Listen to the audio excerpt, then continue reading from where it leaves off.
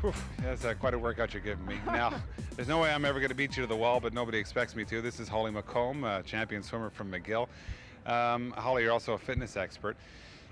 I haven't worked out in the water for, I'm sure, at least 10 years, and if I'd like to this summer, where do I begin in terms of a swimming workout?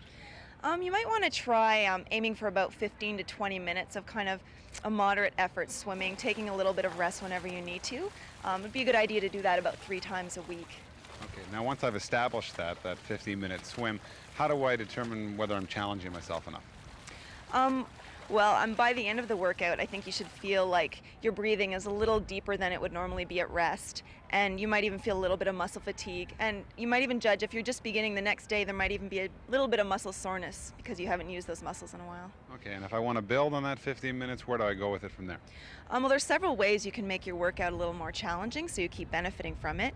One way would be just to increase the overall duration of your swim, so you might aim for 30 minutes in a few weeks. Another way would be to increase the intensity of your workout. There's several ways you can do that. You can try to kick your legs a little bit harder. That'll help to get your heart rate up. You can try to turn your arms over a little bit faster as you swim.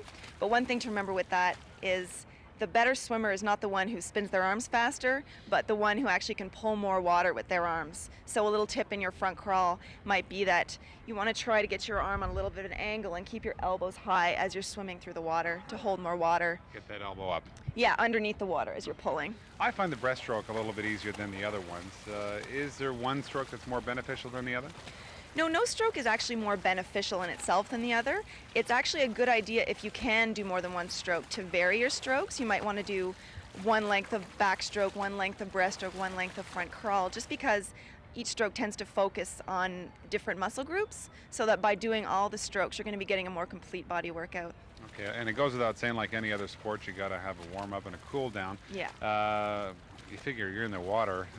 What am I supposed to do for a cool-down at the end? You might just want to give yourself about maybe 5 minutes to swim back and forth a few times until you feel comfortable, like you're at a kind of a resting rate, the way your breathing is back down to normal. Just because if you don't, you could come out and feel a bit dizzy, you might have extra muscle soreness. That's because you've been so flat.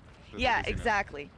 So you don't want to jump out right after you've done something hard. Okay, well, I don't have an excuse anymore not to swim this summer now that you've so generously given up your time, so let's dive in and I'll see how long I can keep up with you. Okay.